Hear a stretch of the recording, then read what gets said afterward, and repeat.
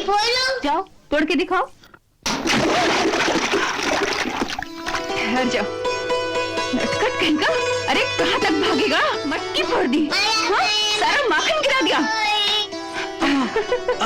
सारा दिन इस ओखली से बांध कर रखूंगी तुझे, धूप में सड़ता रहेगा तू यहाँ। फिर देखती तू कैसे सब कुछ करता है।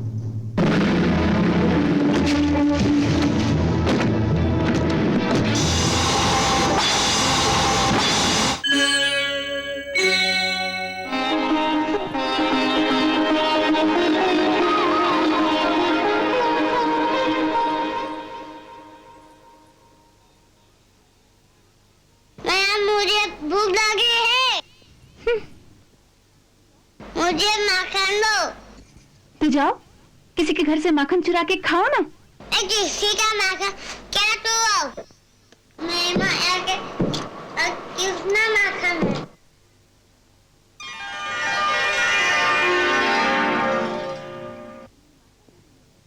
पर तुम्हें माखन नहीं मिलेगा। क्या? क्योंकि तुमने बसंती के घर चोरी की है। पहले कान पकड़कर क्षमा मांगो और फिर वचन दो कि कभी चोरी नहीं करोगे, तभी माखन मिलेगा। हाँ, मुझे माखन चाहिए। पहले क्षमा मांगो। मटकी फोड़ लो। अरे जाओ तोड़ के दिखाओ।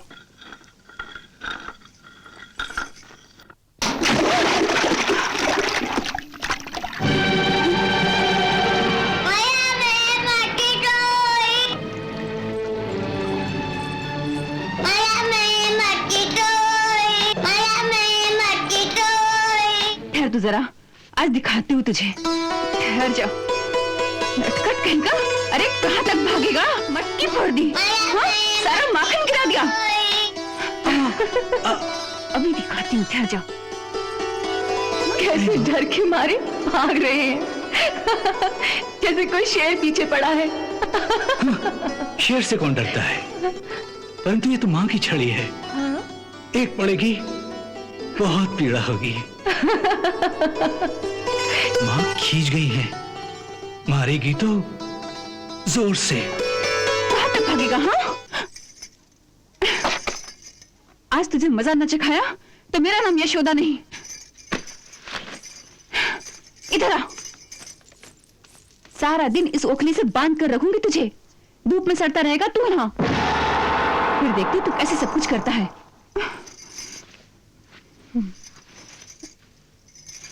ले,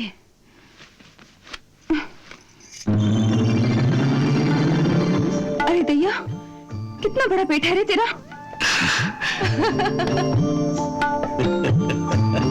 ठहर, मैं तुझे इससे लंबी रस्सी से बांधती हूँ।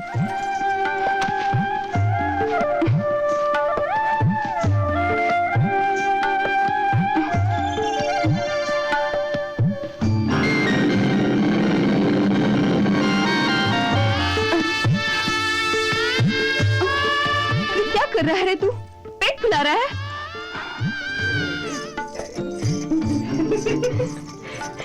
अरे यशोदा, यमुना घाट नहीं चलना है क्या? चलना है, पहले इस नटखट को ठीक तो कर लूं। अरे क्या कर रही है उस बेचारे को? ये बेचारा दिखाई दे रहा है तुम्हें? माखन मांग रहा था, नहीं दिया तो देखो इसका गुस्सा। पीड़ा मारकर चाटी तोड़ दी। कितनी लंबी रस्सी बांधती हूँ पर हर बार वो 2 अंगुल छोटी रह जाती है। मैया, ये 2 अंगुल की कमी मनुष्य के पराक्रम से कभी पूरी नहीं हो सकती। बड़े बड़े ऋषि, मुनि, तपस्वी, देवता इन्हें अपनी तपस्या की डोर में बांधने का संकल्प तो करते हैं, परंतु तपस्या की डोर में भी वही 2 अंगुल की कमी रह जाती है। जानती हो मैया, ये 2 अंगुल की कमी जीव के अहंकार का परिणाम है। वो चाहे भक्त हो या ज्ञानी, परंतु वो भक्ति या तपस्या का अहंकार उसके साथ ही रहता है, और वही अहंकार आत्मा और परमात्मा के बीच 2 अंगुल का फासला बनाए रखता है। माता, किसे बांधने चली हो? ये तो सबके बंधन खोलने वाला है। इन्हें कैसे बांध सकोगी मैया? प्रभु को बांधने का एक ही सरल उपाय है। प्राणी अपने सारे अहंकार छोड़कर उनकी शरण में चले जाए, उनसे सहायता मांगे। अरे मैं तो हार गई रे, मैं तेरे हाथ जोड़ती हूँ, तू ही कोई रास्ता बता। भैया मैं मांगू। ले बांध।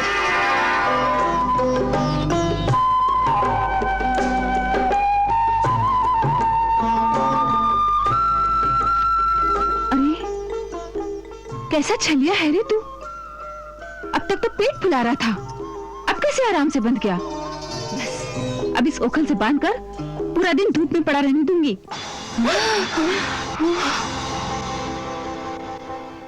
जब तक मैं स्नान करके आऊं तो यही बंधा रहे। हाँ, यही दंड है तेरा।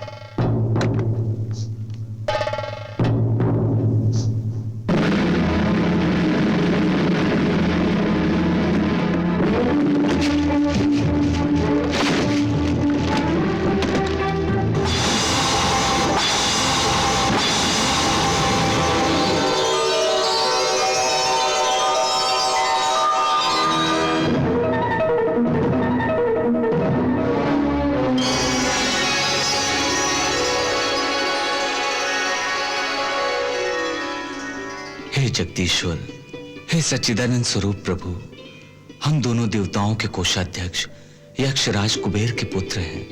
नंद कुबेर और मणिग्रीव हमारे नाम हैं। हम दोनों एक दिन बहुत ही मदिरा पीकर अपनी सत्ता के मद में चूर कुछ अप्सराओं के साथ मंदाकिनी में जल क्रीड़ा कर रहे थे।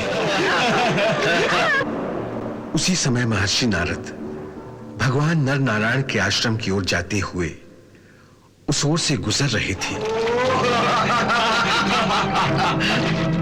महर्षि नारद को देखकर वस्त्रहीन अप्सराएं लजा गईं और झटपट अपने वस्त्र धारण कर लिए, परंतु हम दोनों को अपने पिता की सत्ता और धन के मद ने ऐसा अंधा कर दिया था कि महर्षि नारद का तिरस्कार करके हम उसी नग्न अवस्था में रहे। तुम देवपुत्र होकर भी ऐसे लज्जाहीन हो गए हो कि एक साधु के सम्मुख आने पर भी एक जड़ प्राणी की भांति अपनी दग्ध अवस्था में पड़े हो। अतः तुम जड़ योनि को प्राप्त हो जाओ।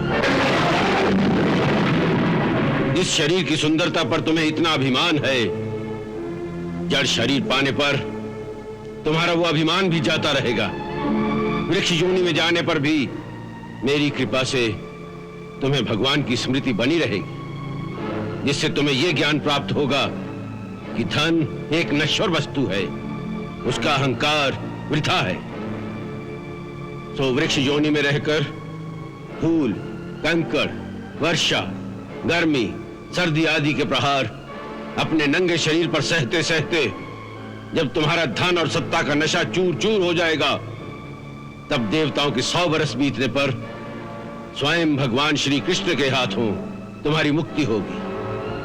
महर्षि नारद का वो श्राप रूपी वरदान आज पूर्ण हुआ। हे प्रभु, आज आपके दर्शन मात्र से हमारी तपस्या सफल हुई।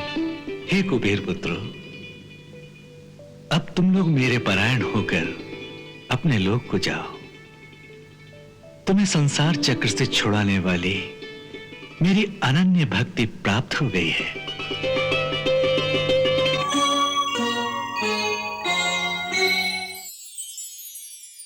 मित्रों के बीच मर्यादा की कोई दीवार नहीं होती। अपनी हैसियत के अनुसार तुम्हें जो चाहिए मांग लो। हम किसी राजा से दान मांगने नहीं आए थे, एक मित्र से मिलने आए थे। और आपने मित्रता की परिभाषा हमें समझा दी है कि मित्रता केवल बराबर वालों में ही की जा सकती है।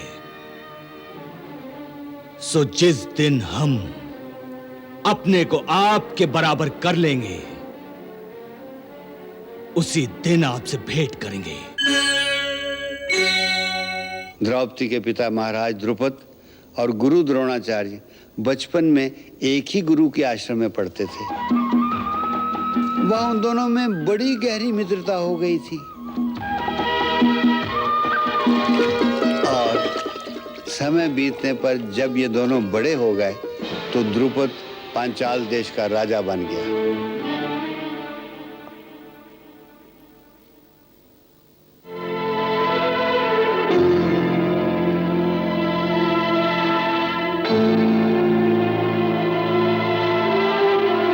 इस ब्राह्मण को क्या चाहिए? ये कहता है कि ये आपका परम मित्र है। आपसे मिलकर आप ही को बताएगा कि इसे क्या चाहिए।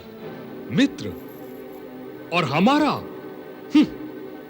जी हां, मित्र और बहुत पुराना मित्र। मुझे यही आशा थी कि तुम मुझे पहचानोगे नहीं। पुरानी बात है, तुम्हारी स्मृति खो गई होगी। हमारी स्मृति तो नहीं खो गई। हां, तुम्हारे होश अवश्य खो गए लगते हैं, क्योंकि तुम्हें इतना भी होश नहीं कि एक राजा को तुम कहकर संबोधित नहीं किया जाता, आप कहा जाता है। राजा के साथ वार्तालाप की एक मर्यादा होती है। परंतु राजन, मित्रों के बीच मर्यादा की कोई दीवार नहीं होती। अपना बाल्यकाल याद करो। बाल्यकाल में मनुष्य कई प्रकार की मूर्खताएं करता है, तो क्या वो जीवन भर के लिए मूर्ख ही रहता है? नहीं, बड़े होकर जीवन के सत्य को समझना चाहिए। और तुम इतना भी सत्य अभी तक नहीं समझ पाए कि मित्रता बराबर वालों में होती है, एक भिखारी और एक राजा में नहीं होती। फिर भी हम अपने धर्म का पालन करते हुए तुम्हें खाली हाथ नहीं लौटाएंगे। सो हे ब्राह्मण, अपनी हैसियत के अनुसार तुम्हें जो चाहिए मांग लो। जो वस्तु मांगोगे हम वही वस्तु तुम्हें दान कर देंगे।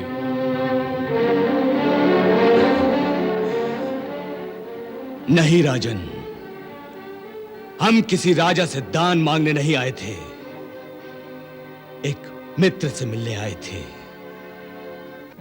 और आपने मित्रता की परिभाषा हमें समझा दी है कि मित्रता केवल बराबर वालों में ही की जा सकती है। सो जिस दिन हम अपने को आपके बराबर कर लेंगे, उसी दिन आपसे भेंट करेंगे।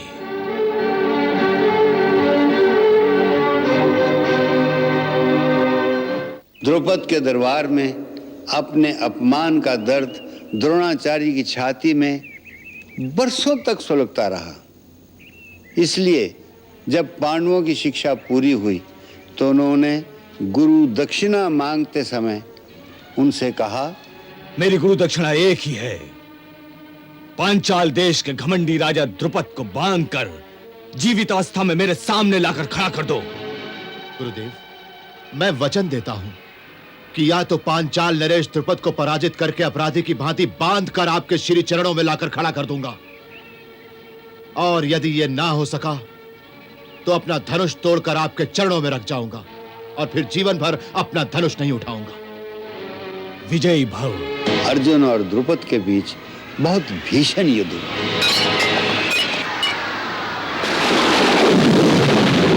वाह अर्जुन वाह!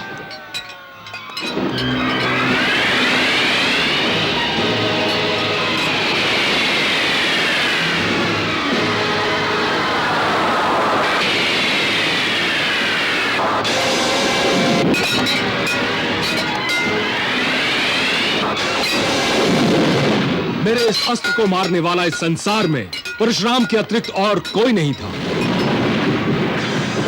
काश तुम जैसा परमवीर मेरा पुत्र होता तो हम सारी सृष्टि के सम्राट होते।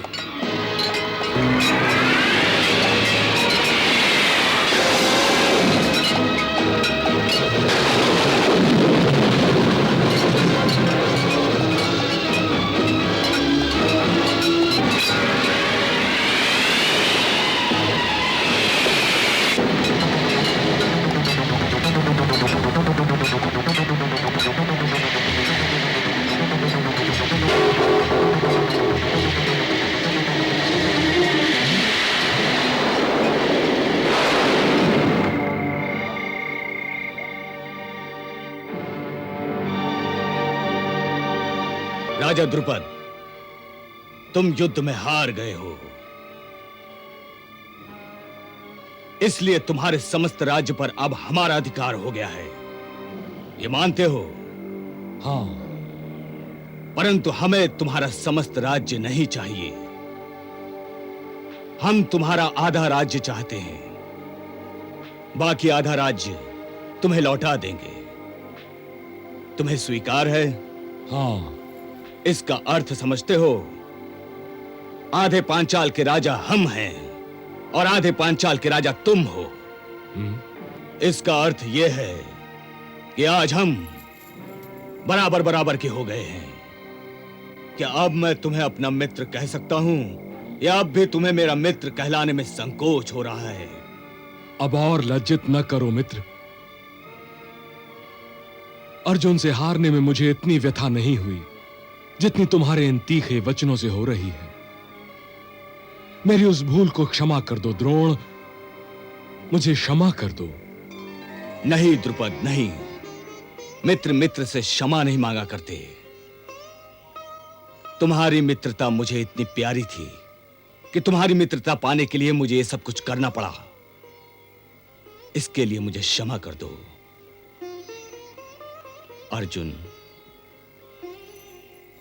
अपने पाश अस्त्र से मेरे मित्र को मुक्त कर दो।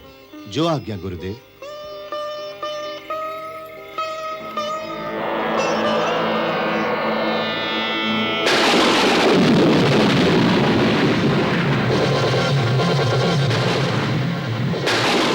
मित्र,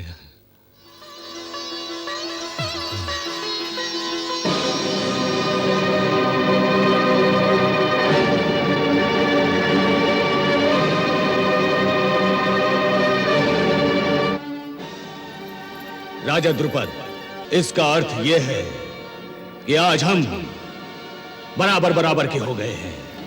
बराबर बराबर के हो गए हैं। बराबर बराबर के हो गए हैं। बराबर बराबर के हो गए हैं।